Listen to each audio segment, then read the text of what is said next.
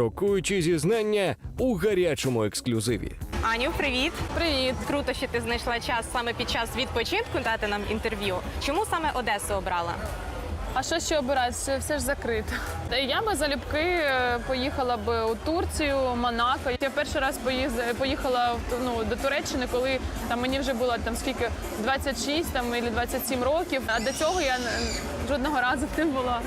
Усі мої поїздки це ще коли я була маленька, і у мене тато він шахтар, і там якісь дитячі табори там на морі в Криму, і все. Співачка зізнається, її сім'я жила настільки бідно, що коштів бракувало навіть на їжу. Тоді були такі моменти, що не було чим їсти, здавала бутилки мама або збиралися. Знаєте, всі там жінки з двох-трьох квартир в під'їзді збиралися, виносили у кого що є і варили там або готували їжу там на 2-3 квартири, тому що було складно.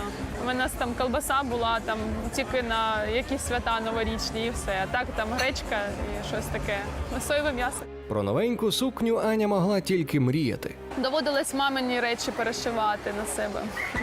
Там у секонд-хенди ходили. У мене такий сформулювався теж з дитинства також страх бідності, що зараз я пашу як лошадь, щоб ніколи не бути бідною.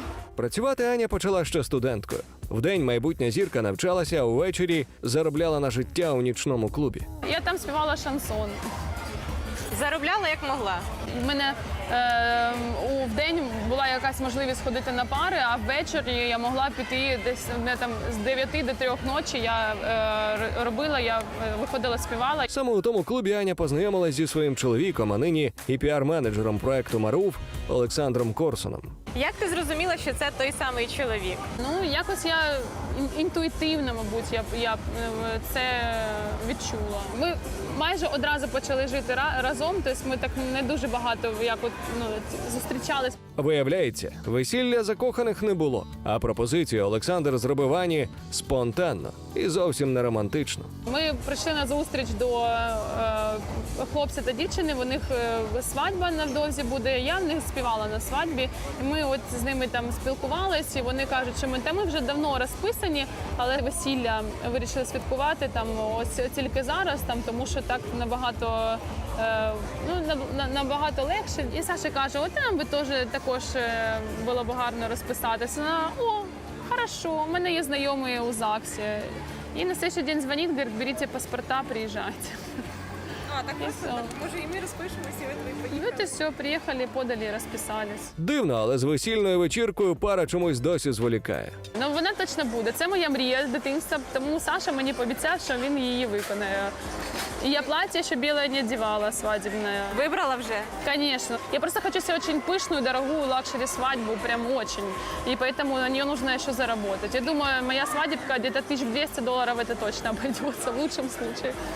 Працювати разом з чоловіком – випробування для стосунків, зізнається співачка. У нас оба такие характеры достаточно непростые, и у меня, и у Саши.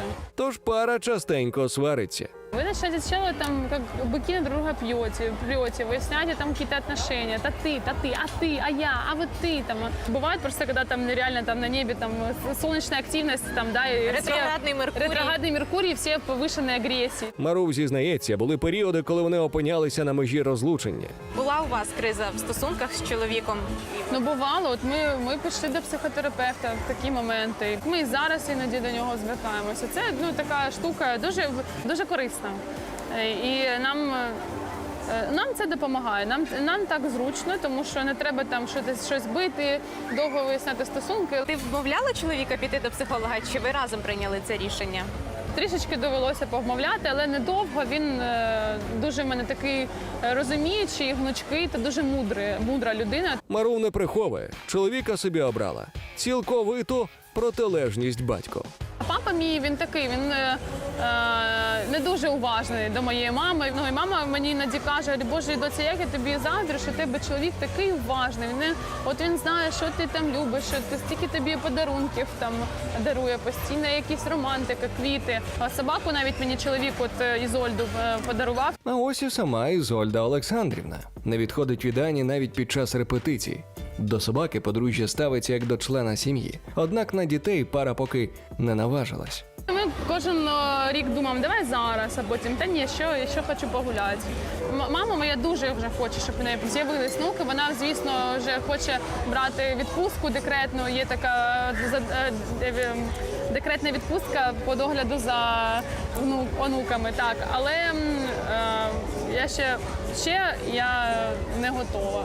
З дітьми це відповідальність. Тобто я хочу дати своїй дитині все, що я можу, і щоб в мене була така можливість і приділити максимум уваги. Та для цього треба вже мати якийсь дуже великий статус, гарний заробіток і мати змогу виділити півроку, щоб ти мог просто приділити своїй дитині. Виявляється, в дитинстві співачка сама страждала через брак уваги. Ну, звісно, мені не вистачало уваги батьків, тому що батьки постійно працювали. Їм треба було щось робити, щоб дати нам хоч щось. Тож у школі дівчинка намагалася привернути до себе увагу яскравою зовнішністю та порушенням дисципліни. В мене задають якісь завдання, я його зробила і сиджу чомусь мрію або малюю в зошиті. І за це я багато відхватувала. За те, що я любила танцювати. І ті танці, які я танцювала, вони не подобалися у школі, тому що в мене були короткі шорти. Зірці здавалося, що вчителі ставляться до неї упереджено. Це якось вчителі іменно виділяли, що ти погана дитина, сідай назад. От Саша молодець, от Аліса дуже гарна дівчинка, от ти молодець. А от Аня просто ужас. Мені було дуже завжди неприємно і думаю, чого так, я ж не погана людина, я до всіх добре відношусь. І так я була складна дитина, я була дуже активна. Так і зі мною треба було спілкуватися. Однак навіть батьки не завжди знаходили час і правильні слова для розмови з донькою. Це були 90-ті роки, коли ще не було так багато літератури і багато знань на тему психології і як спілкуватися зі своєю дитиною. Але наразі, що ми багато до психотерапевтів вже ходили, коли я вже стала більше старшою. Я багато ходила до психотерапевта. І багато що переосмислила. І нарешті пробачила. Всі ми люди, всі ми робимо якісь помилки. Мої мама з татом, вони все, що могли для мене зробити, вони зробили. Насправді, навіть якісь травми та образи, які мене з дитинства збереглись, вони навпаки для мене стали таким стимулом вже у дорослому житті. Завдяки цьому я така пробивна, я це зроблю, я дійду до цієї цілі. Зараз Мару 28, і вона вже має шалену популярність. Співачка гучно заявила про себе перемогою в нацвідборі Євробачення 2019. А її хіт «Drunk Groove» набрав понад 161 мільйонів переглядів.